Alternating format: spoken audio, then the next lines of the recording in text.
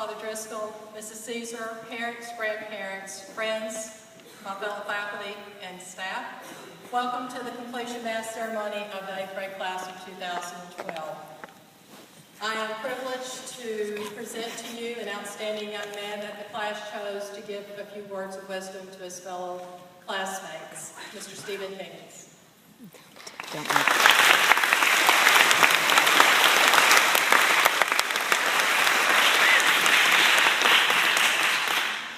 Thank you, Ms. Holmes. Good evening. My name is Stephen Higgins, and I'm honored to be speaking at this important Mass that marks a major milestone for the entire 8th grade. Today we celebrate the class of 2016's completion of middle school. We can now look forward to the beginning of high school. I know the parents and grandparents are sitting there pondering, how could this be possible? How did these children become these young adults? I know you must have fond memories of holding us as babies, watching us walk for the first time, hearing our first words, and dropping us off at kindergarten. But surely with our braces, acne, strange odors, and dramatic mood swings, it must hit you. We're not babies anymore, but are full-fledged teenagers. We know that making it through middle school is a significant accomplishment, and we could not have achieved it without help from others. I would like to take this time to thank everyone who has helped us get through these past years. First of all, thank you, Ms. Nolan, for all your hard work and patience. We know we can be frustrating at times, but we also know you truly care about us and our well-being. You will be missed, and hopefully you'll miss at least some of us. Next, thank you to all the teachers who have bestowed their knowledge upon us with a reasonable amount of patience. You work tirelessly to make sure that we have the opportunity to reach our full potential.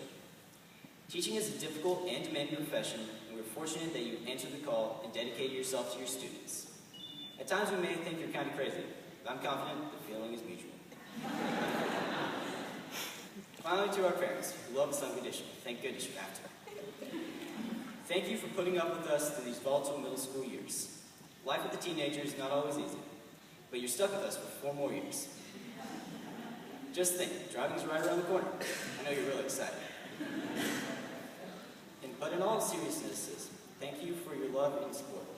We don't like to admit this, but we cannot have gotten this far without you. These next 4 years are hugely important, and we're going to continue to need your guidance. We may not always like what you have to say, but you have to realize we do know everything already. Please be patient with us and realize that we love you.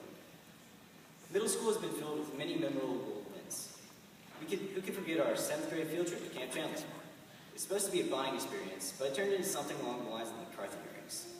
Have you no sense of decency, sir? Did you put the sock in the toilet? Senator McCarthy, Miss Nolan, had lots of fun on that trip.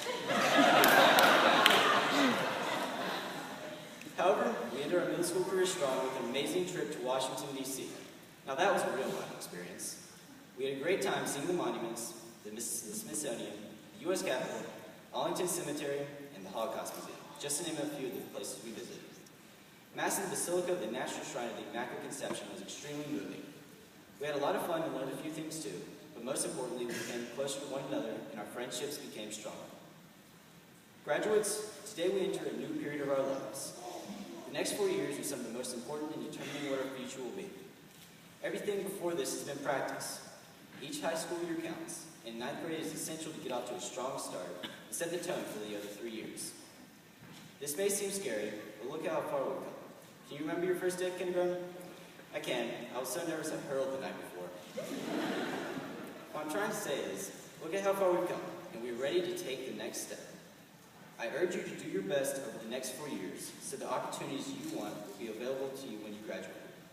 Study hard and realize that you are investing in your life with every paper you write, every test you take, and every good grade you make. Keep on a straight path. You don't need to follow the crowd. Do what is right, even when no one is looking. Choose your friends wisely. Pick people who have the same values. Don't be in too big of a hurry to grow up. Remember, even when times get tough, God has a plan and He will always be at your side. Turn to Him and keep Him close. So congratulations to all the graduates. Your parents and grandparents are proud of you. Go give them a hug and tell them thank you. By the way, this would be a really good time to ask for money. I'll leave you with a quote written by a great author you may have heard of, Dr. Seuss.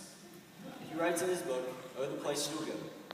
You have brains in your head, you have feet in your shoes, you can steer yourself in any direction you choose. You're on your own, and you know what you know, and you are the one who will decide where to go. Thank you for listening, and I hope you have a wonderful summer.